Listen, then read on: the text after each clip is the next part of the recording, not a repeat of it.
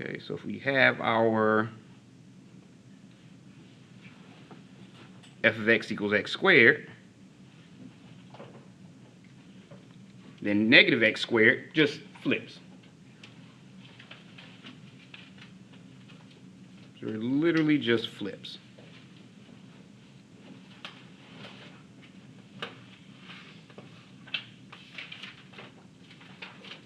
Let's move that a little bit. There we go. All right, so any questions on that one? All right. Leave that up for a few seconds.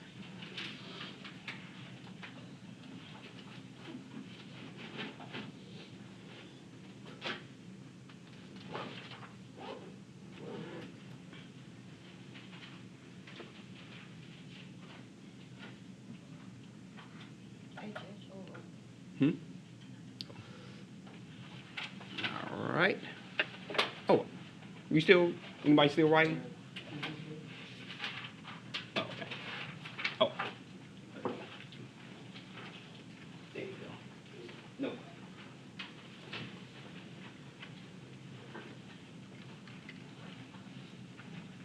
Okay, so what if we wanted to graph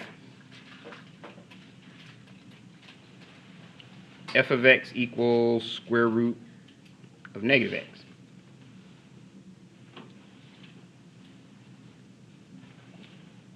Okay, so just like before, we want our parent function. So we have f of x equals square root of negative x.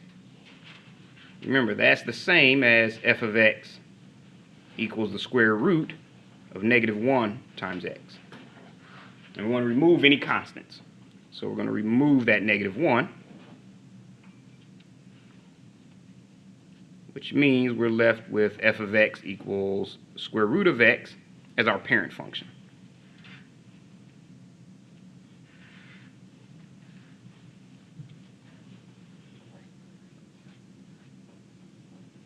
Okay, so if we have our parent function and we decide to draw that, we have x and we have our y and we have our square root of x.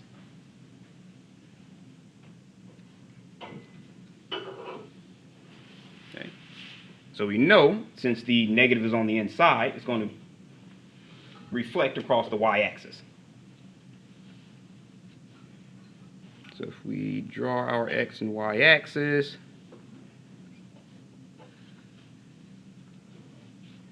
so we have our x and we have our y, and a quick outline to our original parent function.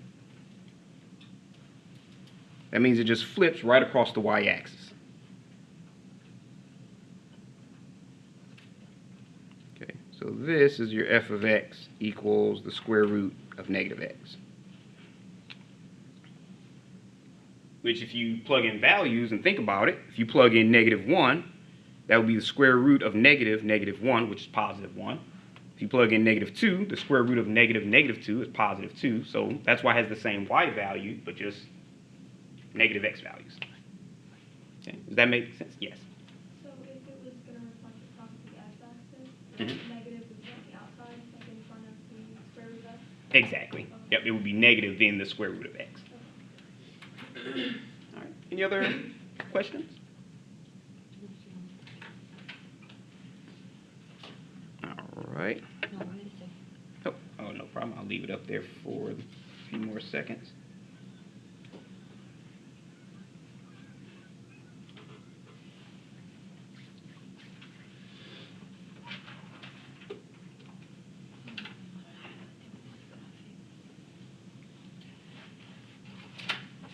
All right. So let's say we have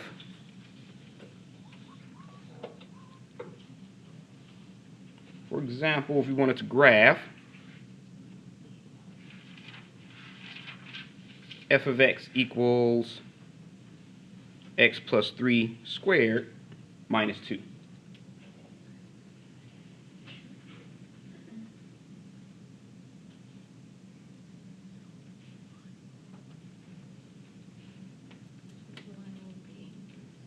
Yep, so if you have f of x equals x plus 3 squared minus 2, then we know that plus 3 means we're going to shift 3 units to the left because it's inside the parentheses.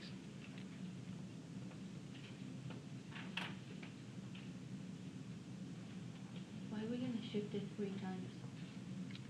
Oh, because we have our horizontal shifting rule. We went over that at the beginning of class. Oh. It's all in the notes. That'll be uploaded. Okay. And this minus 2 means you're going to shift down 2 units.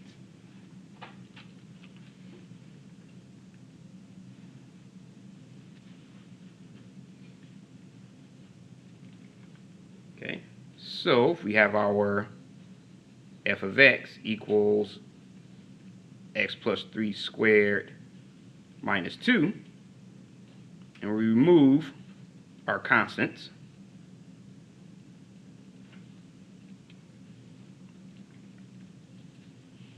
that means we have our f of x equals x, well you can say plus 0, or it's just x squared. That's our parent function.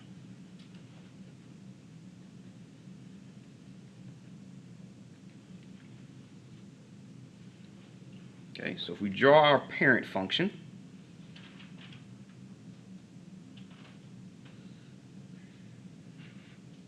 that's our x, and that's our y, and we know that x squared looks something like that. That's your f of x equals x squared. We decide to, you can do either one first. You can shift it to the right first. I mean, you can shift it up first. You can shift it to the left first. It doesn't matter which one you do first. It ends up right in the same spot. Okay. So if we redraw that xy axis, and we know that this is our parent function, that could be a little bit neater.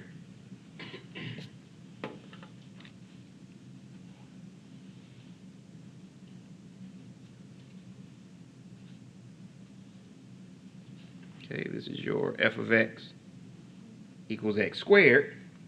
If we decide to shift it to the left first, make that a little bit longer. So if we shift it to the left 1, 2, 3 units,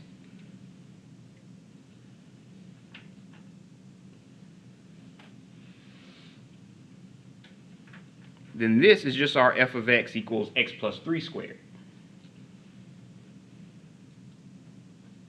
So this is just x plus 3 squared. Okay, so we got that part of it. So now we just have to do the minus 2. So now we just get this graph and we shift it down 2. To the right? Nope, it will be down because it's on the outside. Okay. Yep, that would be the down 2. Okay. Okay, so that's why if you did either one first, it wouldn't really matter. So if you decided to shift it down 2 and then 3 to the left, you would have ended up right at the same spot. Okay, so if we redraw our xy axis,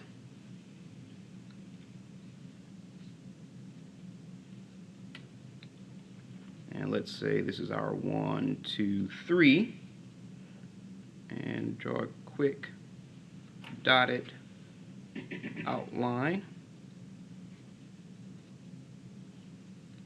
And remember, this is our f of x equals x plus 3 squared.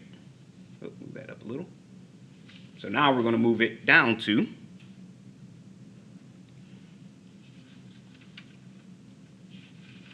And I'll make that I forgot to put the 3 up there. There we go. So if we moved it down 2, it would look something like that, but probably drawn a whole lot better. Oh, that's a lot bigger than the original. Make it match up a little bit more.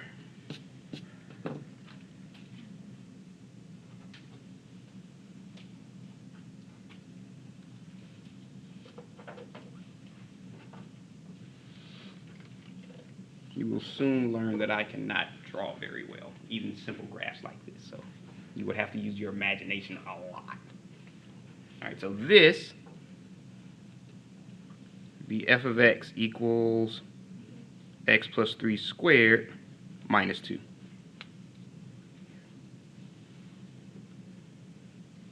All right, so any questions on this one? All right.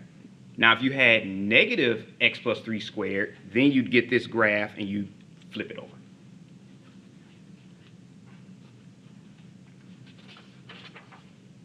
Okay, which is what we're going to do on our next example. Leave that up for a few more seconds. Oop.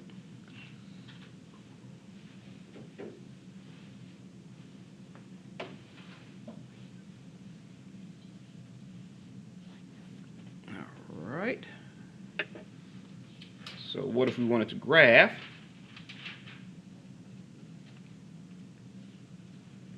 f of x equals negative x minus 1 squared plus 1?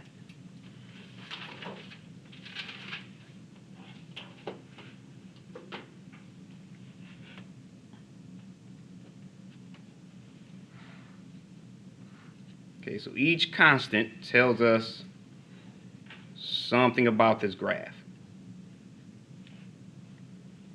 Okay, that negative on the outside tells us it reflects across the x-axis.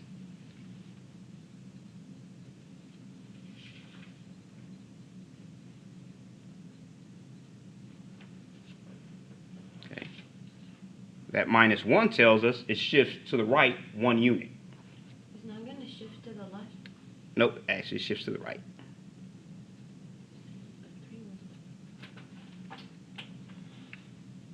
Yep. So if it would have been plus, it would shift to the left. Oh, okay. No, I got it. Okay, so you have plus 1. We know that's going to shift up 1 unit.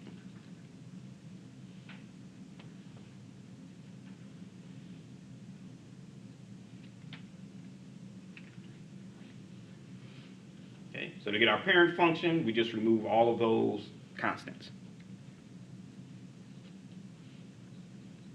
So f of x equals negative x minus 1 squared plus 1. You can think of that as a negative 1. So you're going to remove all of those constants.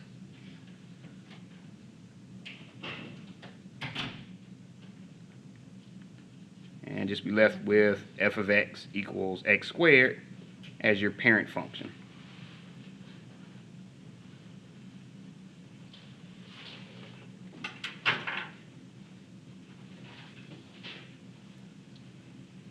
All right.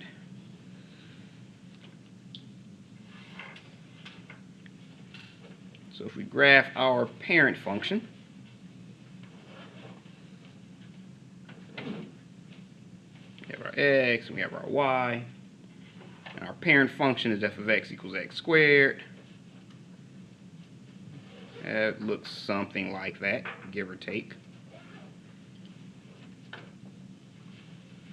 Okay, so that's our f of x equals x squared.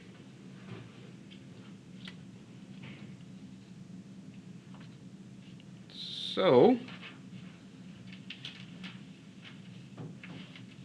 if we have our x and we have our y, and we give a quick drawing of f of x equals x squared, at least an outline of it. If we want to shift it to the right 1 unit, actually I should move that over there so it's not right next to the new graph. So this is f of x equals x squared. So we move it to the right 2 units. Oh, sorry, 1 unit. Thinking of the previous problem.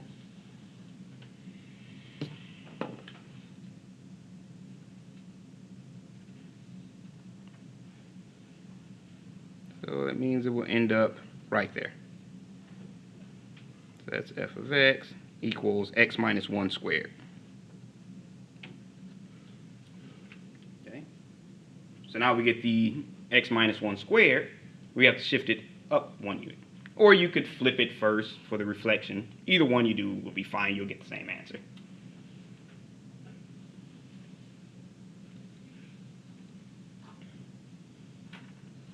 Okay, so if we have our x and y axis again,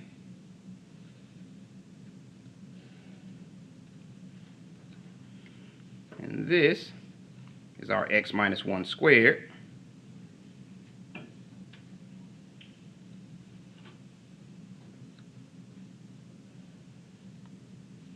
And I'll just draw it over here so it's out the way.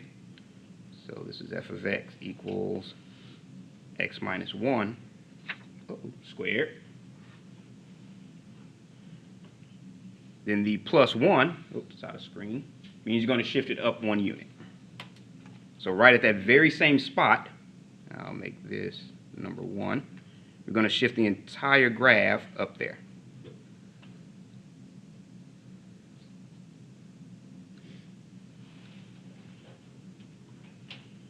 Okay, so now this is your f of x. Let me move it over a little bit so it won't go off into the last graph. So this is f of x equals x minus 1 squared plus 1. Okay, but we still have the negative in front, which means once it's there, we just flip it right across that line.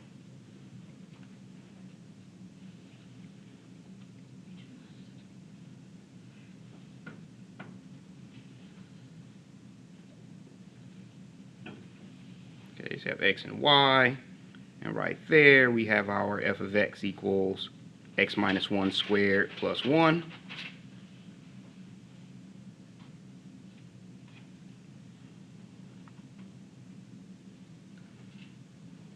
F of x equals x minus 1 squared plus 1. Bless you.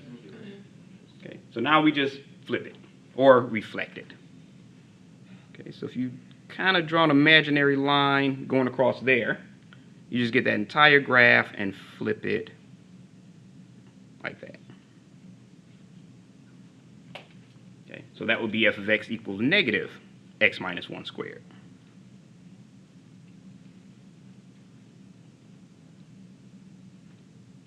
Plus 1, which is your final graph. All right, so each constant has their own little job. All right, any questions on that one? Yes. Should we do the third graph? So can we do the last one right away? Which one? The fourth one, the negative. Oh, yep, this is the negative. Graph. Yep. Can we do that right away? Oh, yeah, if you want to do the negative first, you could. So if you did the negative x squared, it would have just been, let me draw it out for you real quick.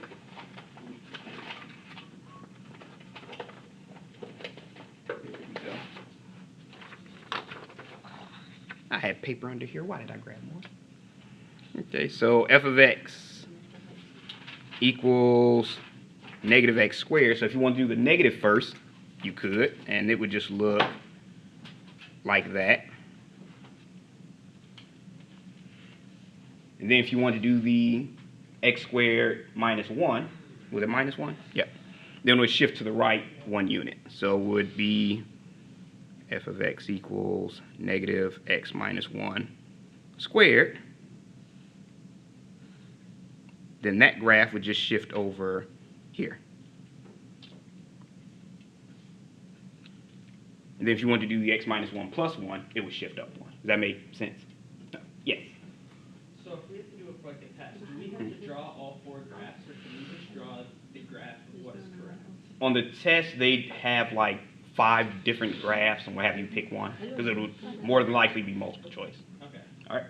Or they may have some questions where they'll give you the function, like this original function here, and they'll say, does it shift to the right once, down 1, and reflect, or does it do this, this, and that, or does it do this, this, and that? So you'll have various looks at it.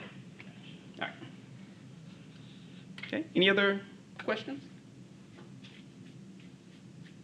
All right, let me leave this up here for a few more seconds.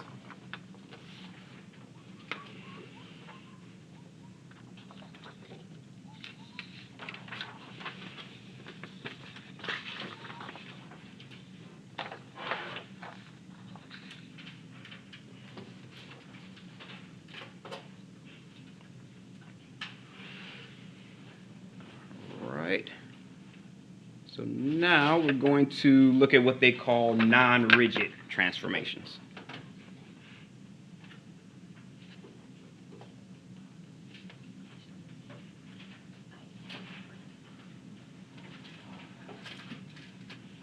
Okay. I mean, so far, all of our graphs have stayed looking the same. We just shift them left, right, up, down. What we're going to do now is we're now going to change the shape of the graph, where it may start off looking like this, but then it may kind of close or open in either direction. Okay, so we're actually going to change the shape of the graph.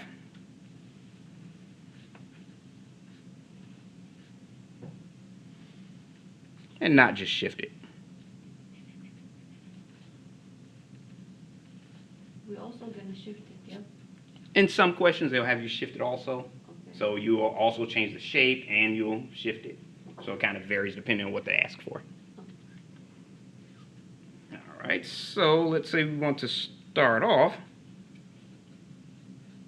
If you have, let's say y equals some f of x, and c is any real number.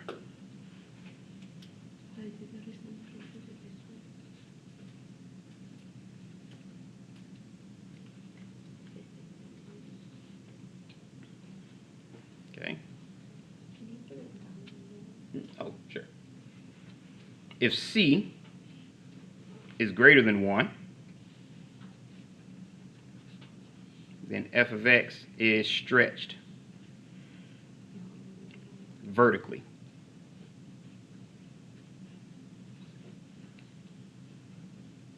When h of x is equal to whatever constant that is times f of x.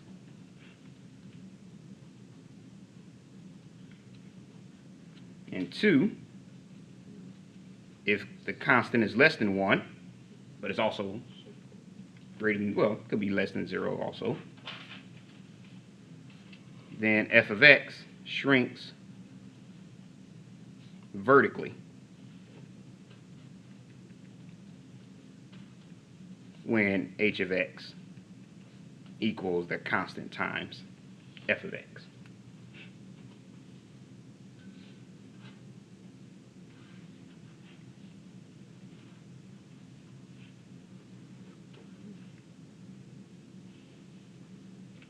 Okay, so let's say, for example, move that up a little bit. If you want to graph f of x equals 3 times the absolute value of x.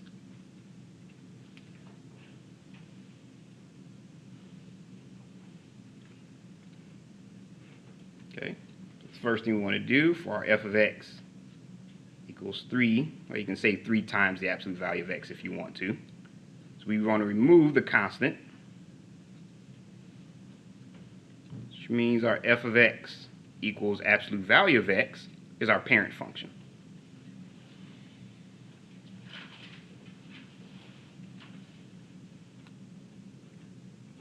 Okay, so if we graph our parent function,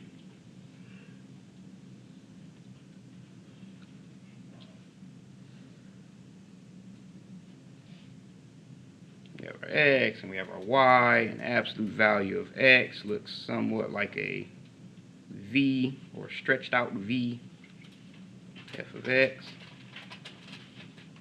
equals absolute value of x.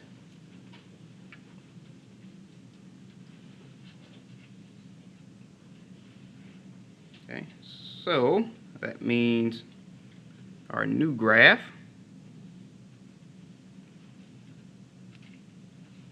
is x and that's our y, and let's say this is our absolute value of x.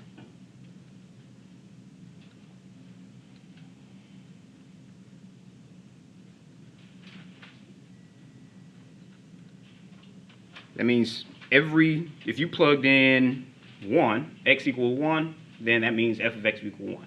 If you plugged in 2, f of x equals 2. Here, when we multiplied it by 3, it's stretched vertically. Because now when you plug in 1, you get the absolute value of 1 times 3. So where it was 1 here, now it's 3. If you plug in 2, absolute value of 2 is just 2. So where it's 2 here, here it'll be 6. So each value is now multiplied by 3, so it stretches vertically. Does that make sense? I saw a few looks that weren't too convinced. So let's try comparing the two. Okay, so this is the f of x equals 3 times the absolute value of x. So if we have the absolute value of x, actually let me move that over a little bit so I can plug in some x values.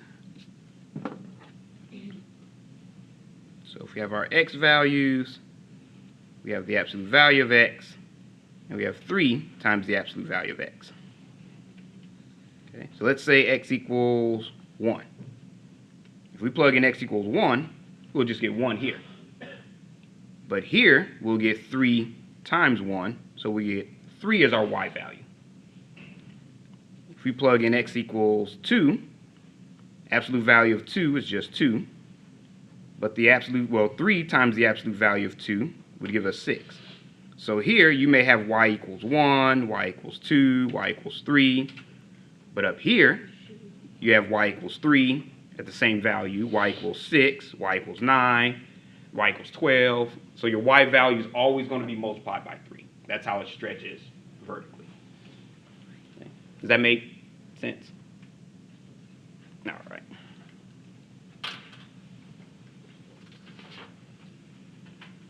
Okay, leave that up for a few seconds. Oh, we're at 27 minutes already? Time is moving. Are we leaving early today? We might be able to. I don't know how early, but we may be able to leave a few minutes early. We get through everything, which should be doable. All right. Anyone still writing? You kept being late. How you gonna ask you gonna leave early? All right. So let's say, for example, if you want to graph f of x equals 1/3 times x. Okay, where here your c is less than 1.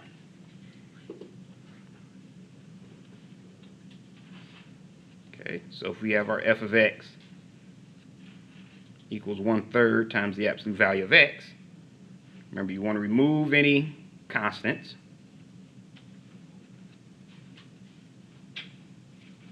So that would be f of x equals absolute value of x is your parent function.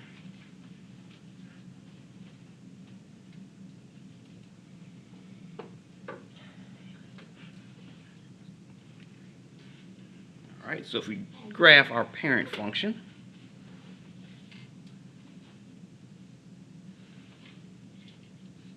we have our x and we have our y-axis. We have our absolute value of x, f of x equals absolute value of x. It's a little crooked, but hopefully you get the idea.